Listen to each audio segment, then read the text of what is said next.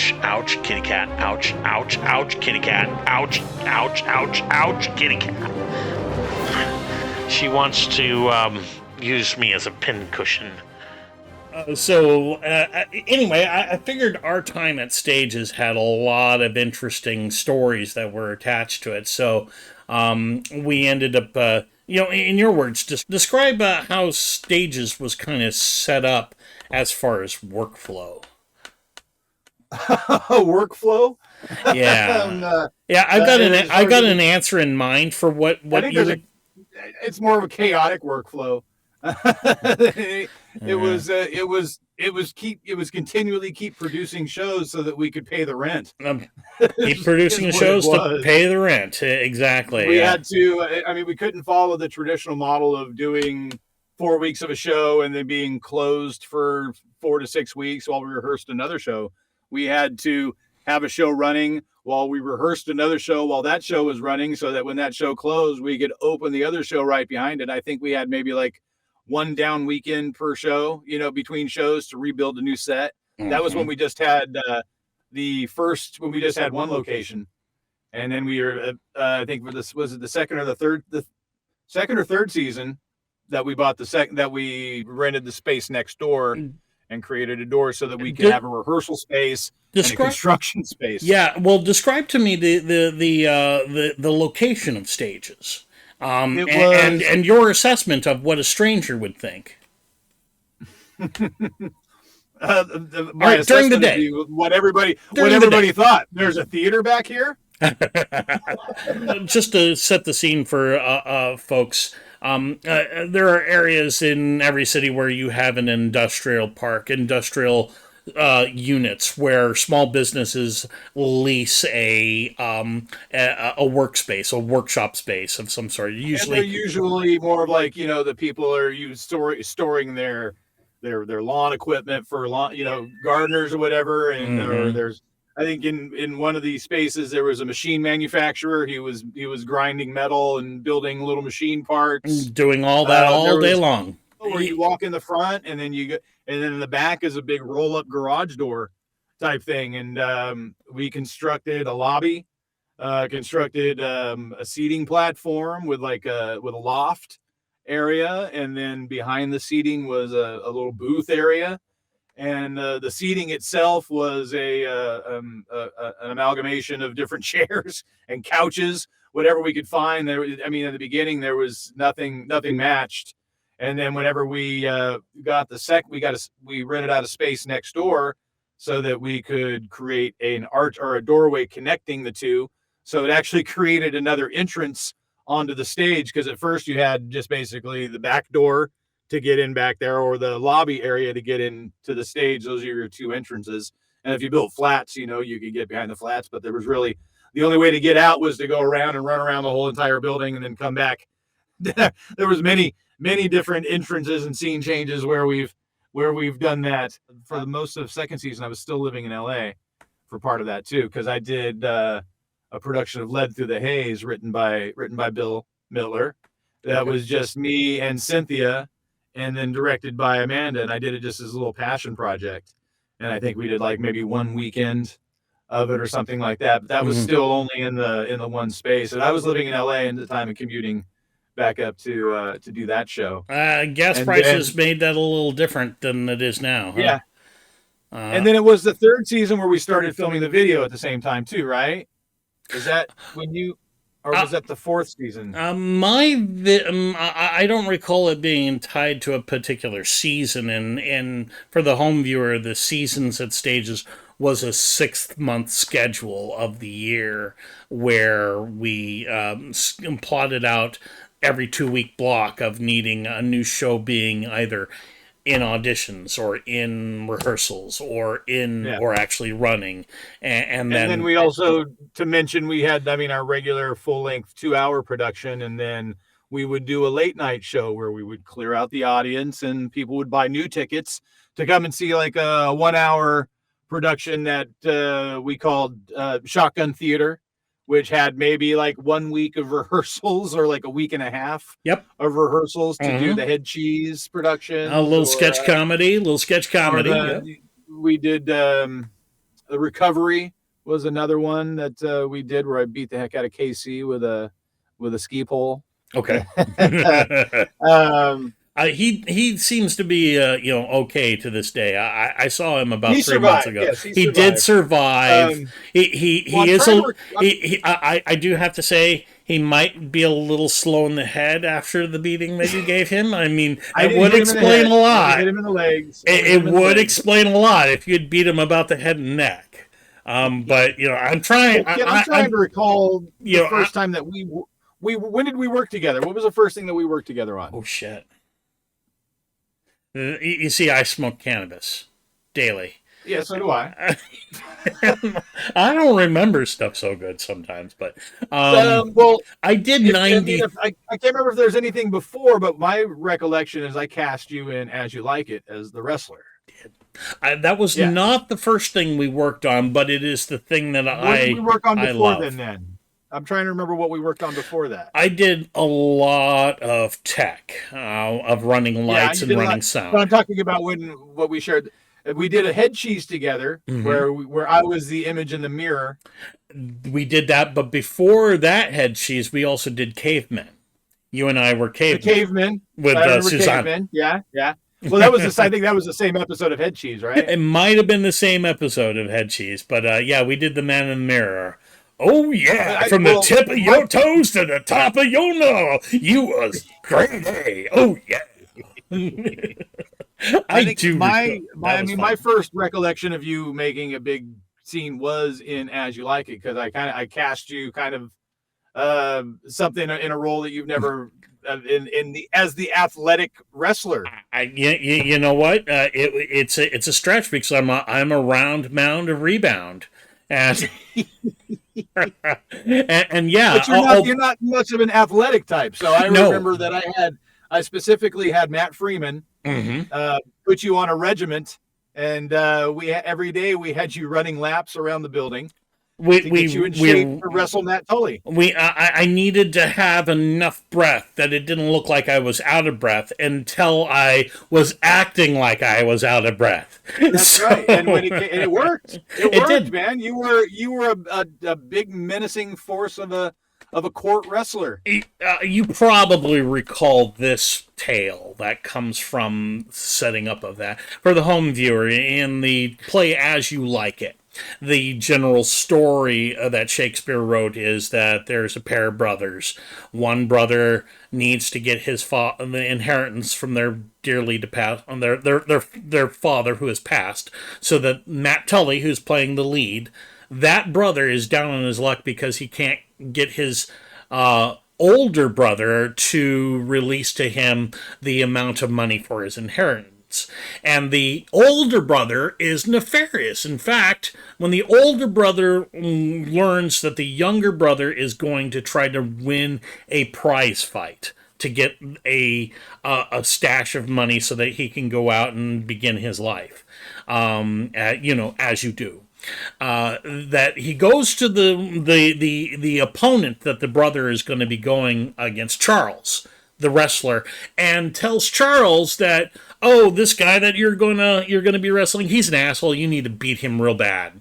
You'll be doing the world real good if you beat him up real good. That was essentially the story behind it. And then the wrestling match happens where the much smaller David type of actor is going up against the Goliath, and he uses what he's good at, which is the being nimble, being agile, his wiliness, his wiriness to tire out the much larger opponent, pin him, and defeat him and get the prize money.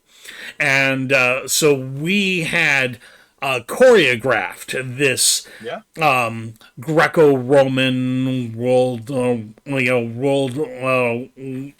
entertainment of wrestling type They might have of. done like a little combination of Greco-Roman and Greco-Roman and World Wrestling Federation combination, if Well, I remember well, correctly. that's the World Wildlife Foundation, by the way, WWF. The That's right, World the WMA or Wrestling Entertainment is the WWE, which is WWE. That's right. really. I don't think that anybody would be, confusing the two. However, one is legally safe and protected by trademarks, and the other is not. I don't think Well, anybody. kid, I remember you turned in a heck of a performance, and if I remember correctly, wasn't there a situation where I had an actor that didn't show up for a performance, and I had you step in and read from the book? Wasn't that you who read off book? I do remember that. Yeah, I don't recall And you because were I you only were had one. I only had one you were performance. Yeah. you had one performance where you were, and you never even rehearsed it. You came in, and it was a pretty big role. It was one of the love interests, one of the B story love interests. Yeah. With Laura again. Laura was your femme fatale in that. There we go. You, Yep. Had the you script. carried the script. You carried the script to the whole thing and nailed it. And the audience well received it. They said, you know what? We almost didn't see that you were reading from a book. Almost. Yeah, but I a little bit of practice, I would have been able to do it better. But hey, you show did great, man. The show must go on. And that was kind of like that. That's the epitome of the kind of theme of how stages was. That's right. We're going to get the show up no matter what. So the during the rehearsal of As You Like It, we had two choreographers who happened to be just matches to the body types of the two actors. Matt Tully being a 90-pound weakling. Could probably kung fu my ass right now. I understand. I know my role, Matt. Don't come and kick my ass. I'm a lover, not a fighter. Yeah, and then Matt Freeman, who was much more a football player, kind of my body type, and so we were setting up the various wrestling moves, kind of moving from tableau to tableau. Of all right, you're going to have him in this hold like this and this and that. I remember being in a hold with Kirk Huff.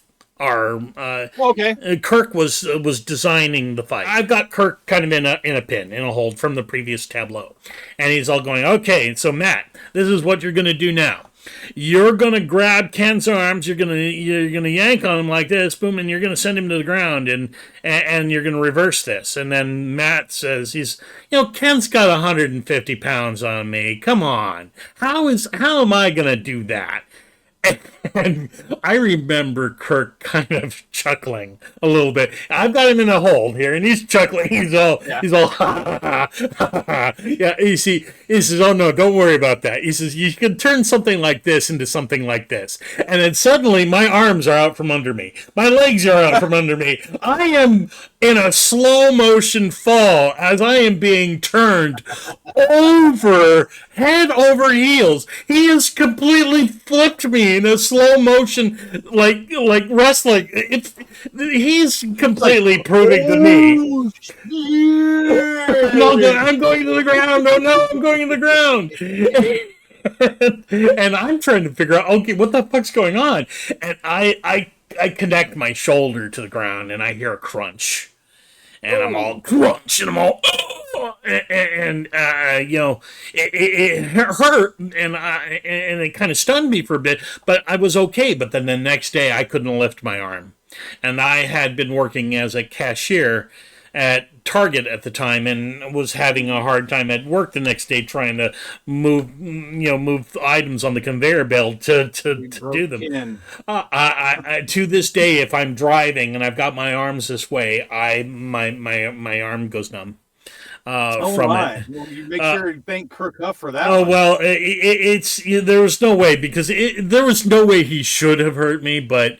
Because he was showing that he is completely technically proficient in how it shows that he was the great choice as a choreographer right there. That he I think knew how he to. had wrestling experience, if I remember correctly. Yes, from Yeah, like high school. high school Yeah, competition type of yeah, awards and stuff, and so he was really a good a good fit for that.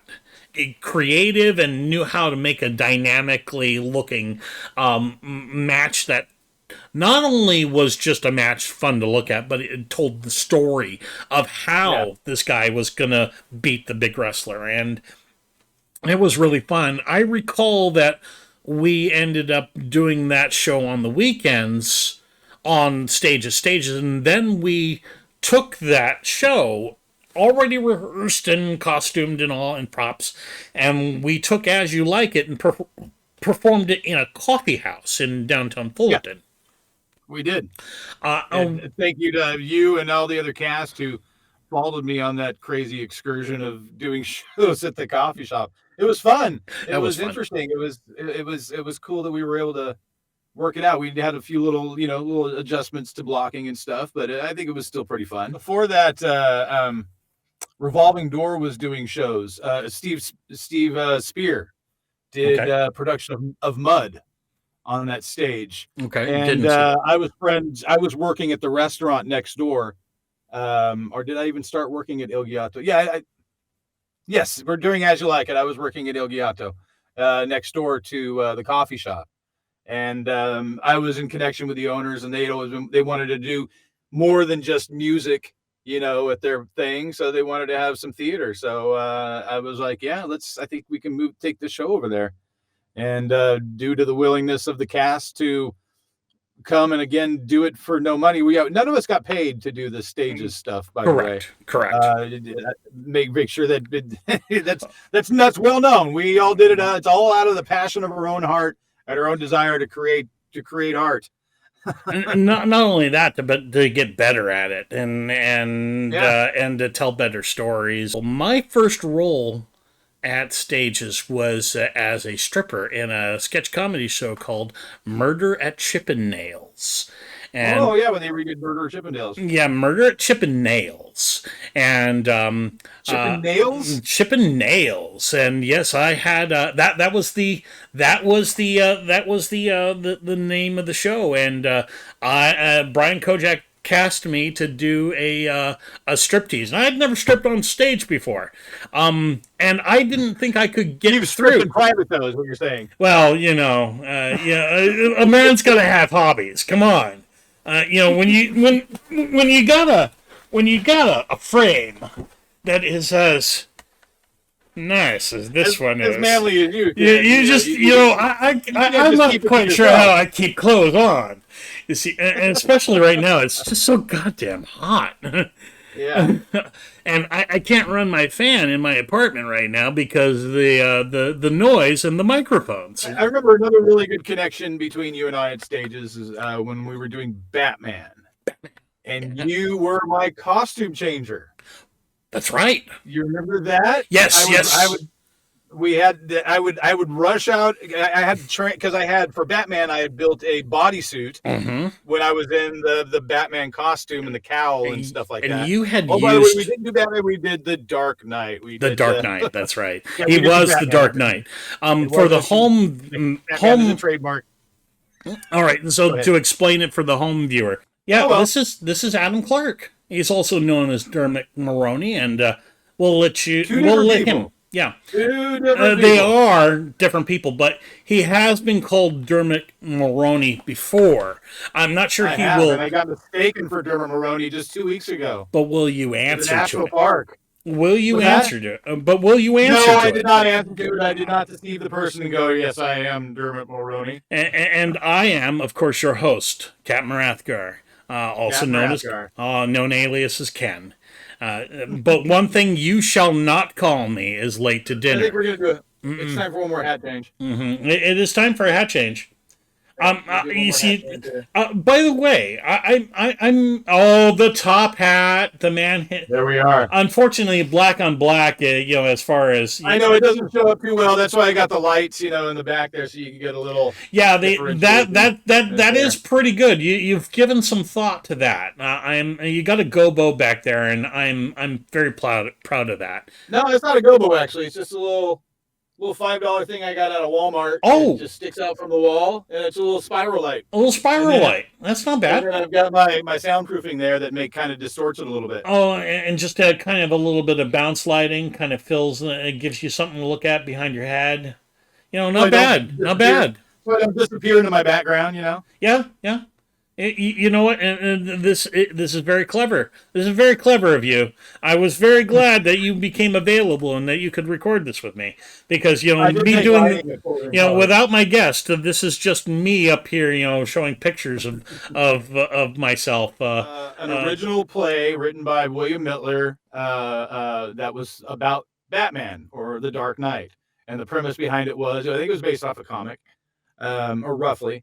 Was that the Batman gets injected with a heroin-laced dart by the Joker, and Batman is having these, as a person does when they're on heroin, they have weird visions and stuff, I guess, or it wasn't necessarily heroin; it was some sort of drug. It was something that caused a dependency and withdrawal. Something because he started having withdrawals and such like that. But anyways, so I built a Batman. I played Batman and Bruce Wayne. And between the two, I had a big bodysuit for Batman. And with moments to change between scenes of Batman to Bruce Wayne, I had to have a costume assistant.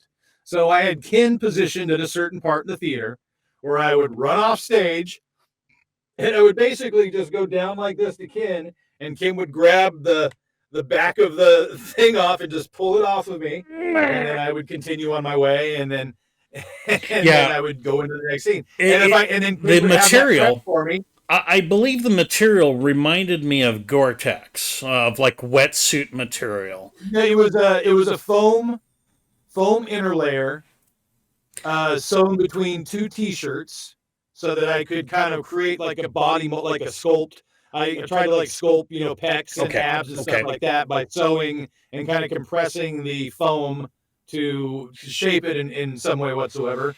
And then it just basically had a onesie on, a Dan-skin onesie on top of that. But then it was all sewn together and connected, so it was one piece.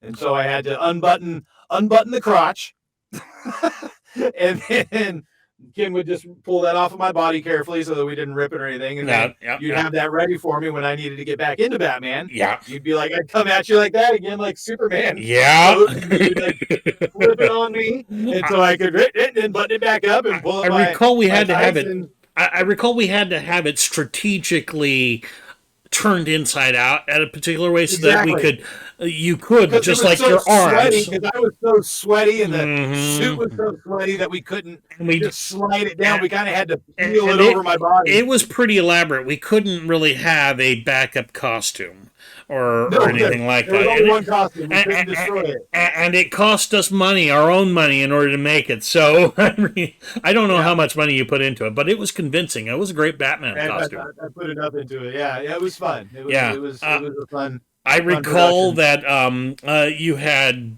bat boomerangs that had been laser welded cut by Mr. Donahoe, who yes, we never actually threw them, but I think we had a thing where we showed them. Ta-da!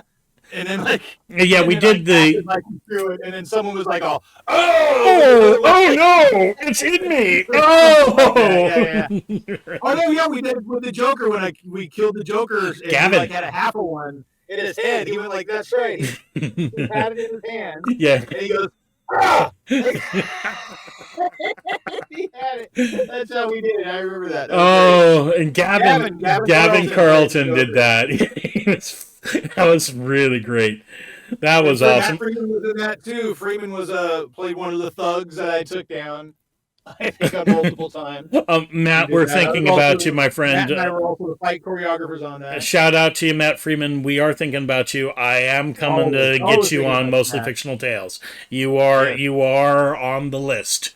I just was pretty sure Adam had a setup. As you can see, he's already equipped. He's got a set. He's got boom mic. He's doing all the work for me right here.